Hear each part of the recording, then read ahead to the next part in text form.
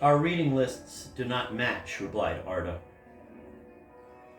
That Palace in Wonderland was to me the kind of book everybody so often promised me I would adore, that I developed an insurmountable prejudice toward it. Have you read any of Mademoiselle Larivier's stories? Well, you will. She thinks that in some former Hinduish state she was a boulevardier in Paris, and writes accordingly. We can squirm from here into the front hall by a secret passage, but I think we are supposed to go and look at the Grand Chêne, which is really an elm. Did he like elms? Did he know Joyce's poem about the two washerwomen? He did, indeed. Did he like it? He did. In fact, he was beginning to like very much arbors and ardors and ardors. They rhymed. Should he mention it? And now, she said, and stopped, staring at him. Yes, he said, and now? Well, perhaps I ought not to try to divert you after you trampled upon those circles of mine. But I'm going to relent and show you the real marvel of Artist Manor, my larvarium. It's in the room next to mine, which he never saw, never. How odd, come to think of it. She carefully closed a communicating door as they entered into what looked like a glorified rabbitry at the end of a marble-flagged hall, a converted bathroom, as it transpired. In spite of the places being well aired, with the heraldic stained glass windows standing wide open so that one heard the screeching and catcalls of an undernourished and horribly frustrated bird population, the smell of the hutches, damp earth, rich roots, old greenhouse, and maybe a hint of goat was pretty appalling. Before letting him come nearer, Arder fiddled with little latches and grates, and a sense of great emptiness and depression replaced the sweet fire that had been consuming Van since the beginning of their innocent games on that day.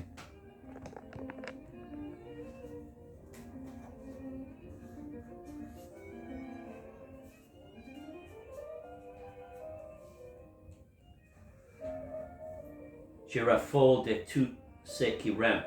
I'm crazy about everything that crawls, she said.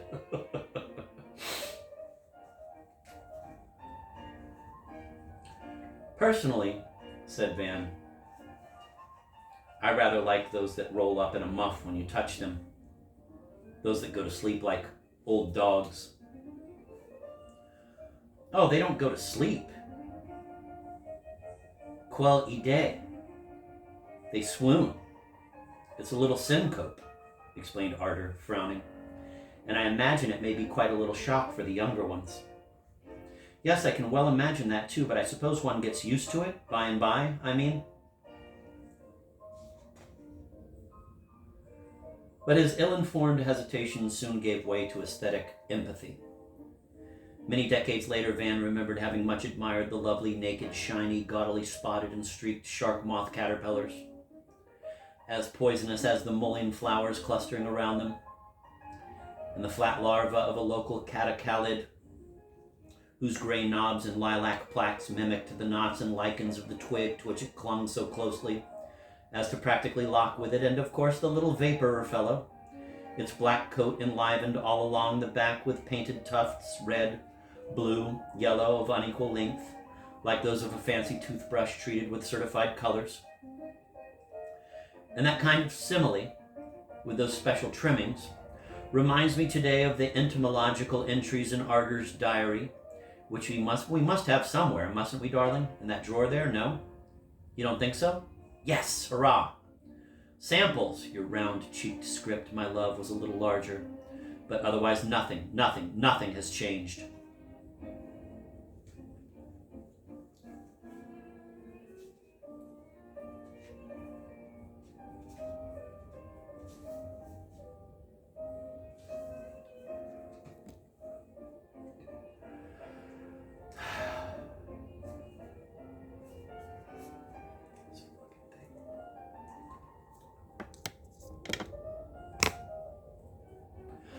Quote, the retractile head and diabolical anal appendages of the garish monster that produces the modest pus moth belong to a most uncaterpillarish caterpillar with front segments shaped like bellows and a face resembling the lens of a folding camera.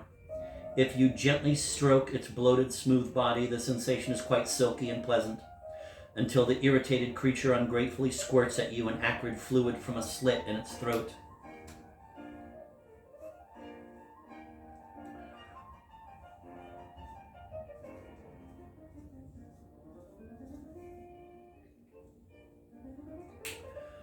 Dr. Krolik received from Andalusia kindly gave me 5 young larvae of the newly described very local Carmen tortoiseshell.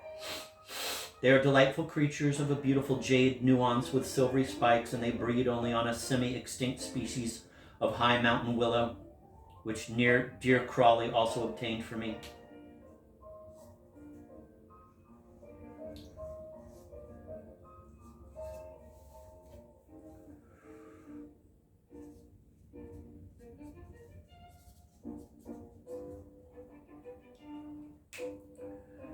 At 10 or earlier, the child had read, as Van had, Les Malheurs de Swann, as the next sample reveals.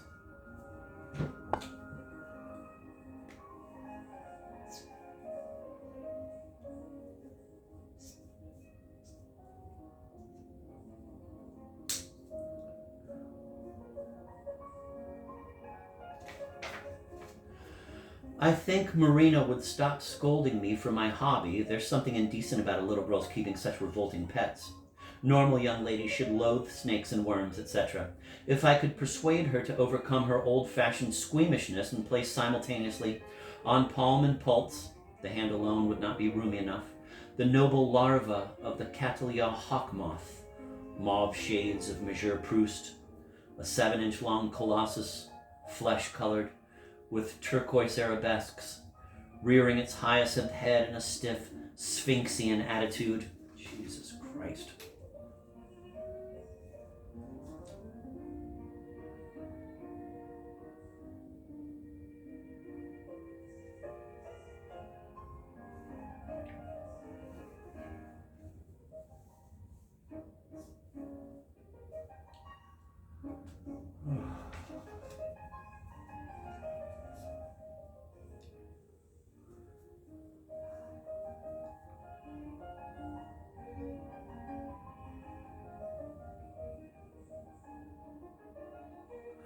Lovely stuff, said Van, but even I did not quite assimilate it when I was young.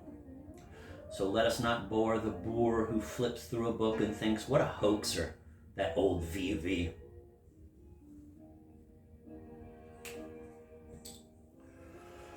At the end of his so remote, so near 1884 summer van before leaving Artis was to make a visit of adieu to Ardor's larvarium.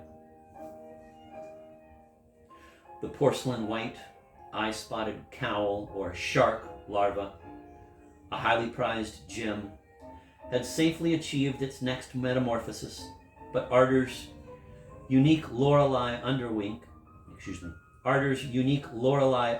had died, paralyzed by some ichneumon that had not been deceived by those clever prominences and fungoid smudges. Jesus. The multicolored toothbrush had comfortably pupated within a shaggy cocoon, promising a Persian vaporer later in the autumn. The 2 pus moth larvae had assumed a still uglier but at least more vermian and in a sense venerable aspect, their pitchforks now limply trailing behind them in a purplish flush dulling the cubistry of their extravagant colors. They kept ramping rapidly all over the floor of their cage in a surge of pre-pupational locomotion. Aqua had walked through a wood and into a gulch to do it last year. A freshly emerged Nymphalis carmen was fanning its lemon and amber-brown wings on a sunlit patch of grating, only to be choked with one nip by the nimble fingers of enraptured and heartless Ardor.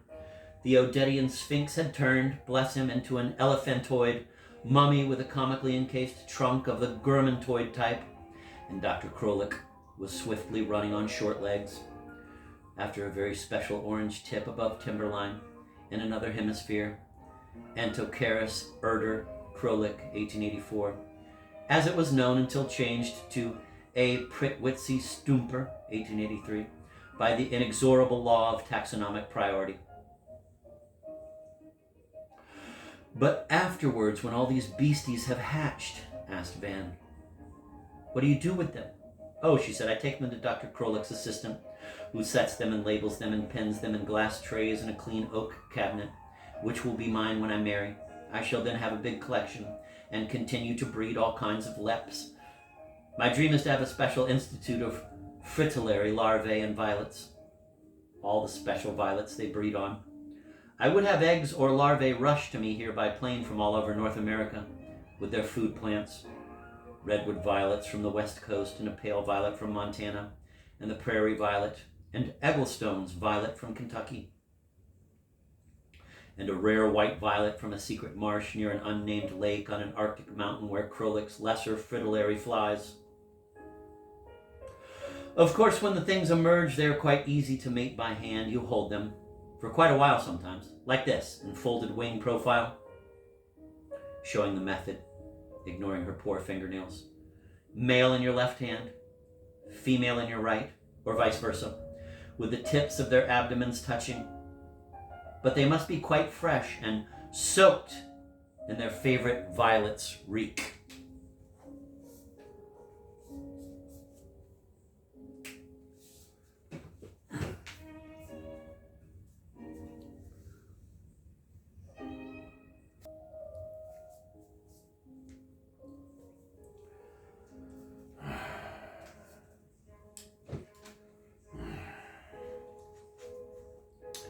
Chapter 9.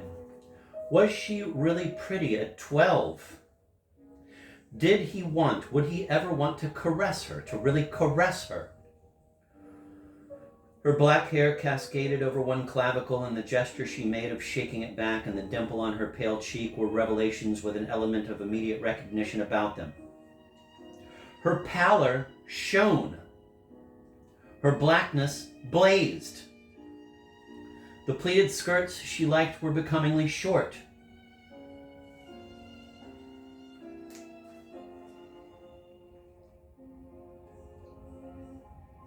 God, that's so good. Jesus Christ.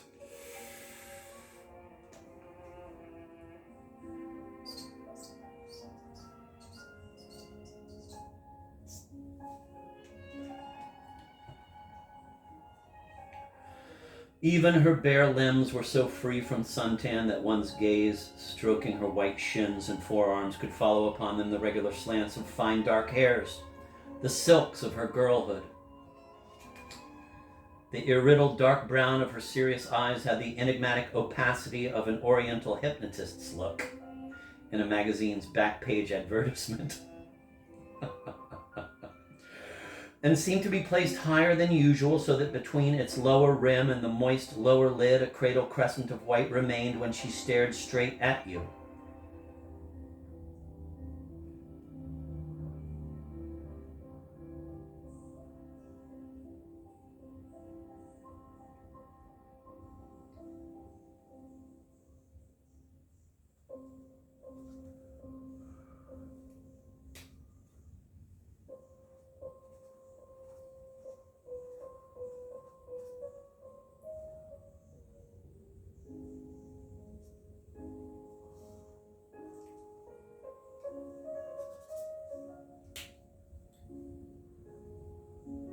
Her long eyelashes seemed blackened, and in fact were. Her features were saved from elfin prettiness by the thickish shape of her parched lips. Her plain Irish nose was Van's in miniature. Her teeth were fairly white, but not very even.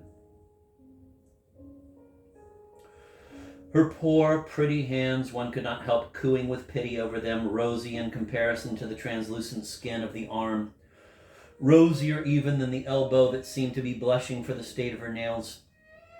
She bit them so thoroughly that all vestige of free margin was replaced by a groove, cutting into the flesh with the tightness of wire and lending an additional spatule of length to her naked fingertips. Later, when he was fond of kissing her cold hands, she would clench them, allowing his lips nothing but knuckle, but he would fiercely pry her hand open to get at those flat, blind little cushions. But oh my, oh, the long, languid rose and silver, painted and pointed, delicately stinging onyxes of her adolescent and adult years. Jesus.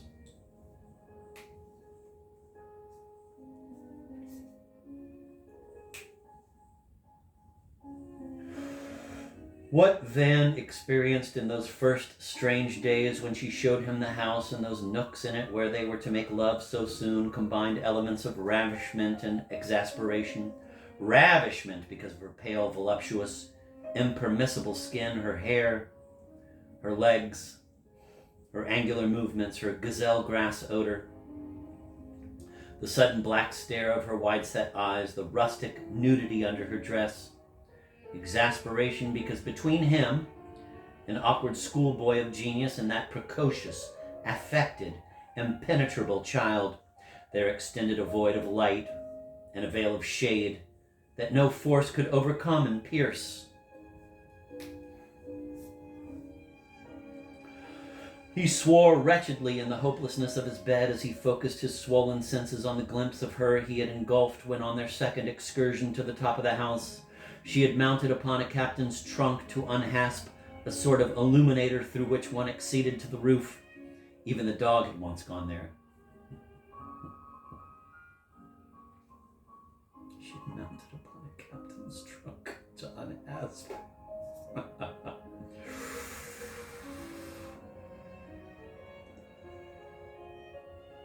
Even the dog had once gone there, and a bracket or something wrenched up her skirt, and he saw, as one sees some sickening miracle in a biblical fable or a moth's shocking metamorphosis, that the child was darkly flossed. He noticed that she seemed to have noticed that he had or might have noticed. What he not only noticed but retained with tender terror until he freed himself of that vision, much later, and in strange ways, and an odd, dull, arrogant look passed across her face.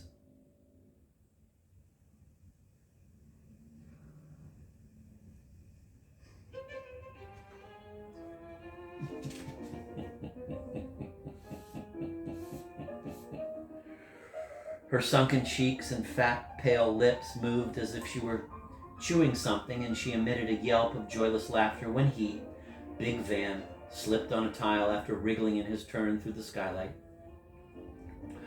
And in the sudden sun he realized that until then he, Small Van, had been a blind virgin, since haste, dust, and dusk had obscured the mousy charms of his first harlot, so often possessed. Jesus.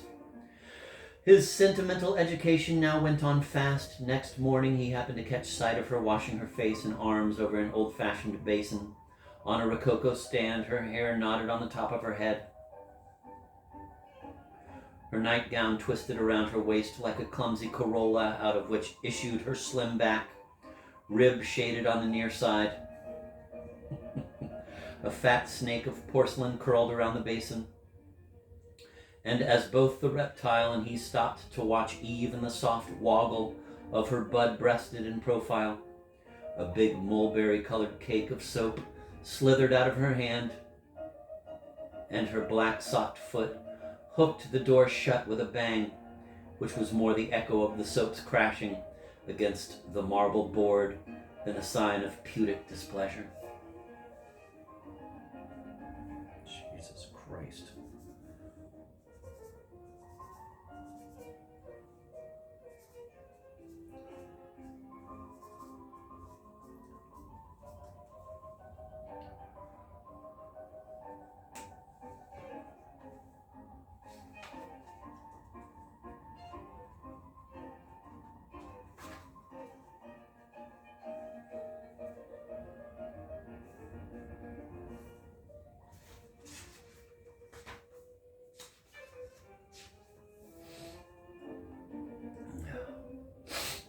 Chapter 10.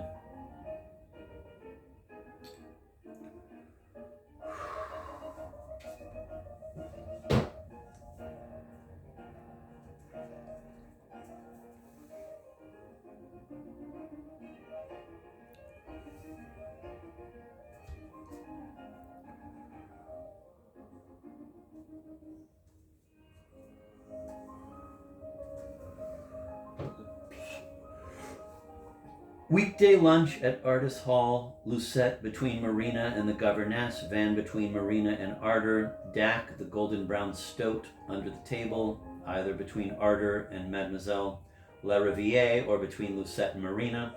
Van secretly disliked dogs, especially at meals, and especially that smallish, longish freak with a gamey breath. Arch and grandiloquent, Ardor would be describing a dream, a natural history wonder, a special belletristic device, Paul Bourget's monologue intérieur, borrowed from old Leo, or some ludicrous blunder in the current column of Elsie Denord, a vulgar literary demi-mondaine who thought that Leovin went about Moscow in a Nagoldny tulip, a muzhik's sheepskin coat, bare side out, bloom side end, as defined in a dictionary our commentator produced like a conjurer, never to be procurable by Elsie's. Her spectacular handling of subordinate clauses, her parenthetic asides, her sensual stressing of adjacent monosyllables. Idiot Elsie simply can't read. All this somehow finished by acting upon Van as artificial excitements and exotic torture caresses might have done, in an aphrodisiac, sinistral direction that he both resented and perversely enjoyed. My precious, her mother called her, punctuating Erdor's discourse with little ejaculations. Terribly funny. Oh, I adore that, but also indulging in more admonitory remarks such as, do sit a wee bit straighter, or eat, my precious, accenting the eat with a motherly urge very unlike the malice of her daughter's spondaic sarcasms. Erdor, now sitting straight and curving her supple spine in her chair, then, as the dream or adventure or whatever she was relating reached a climax, bending over the place from which Price had prudently removed her plate, and suddenly all elbows, sprawling forward, invading the table, then leaning back, extravagantly making mouths, illustrating long, long, with both hands up, up,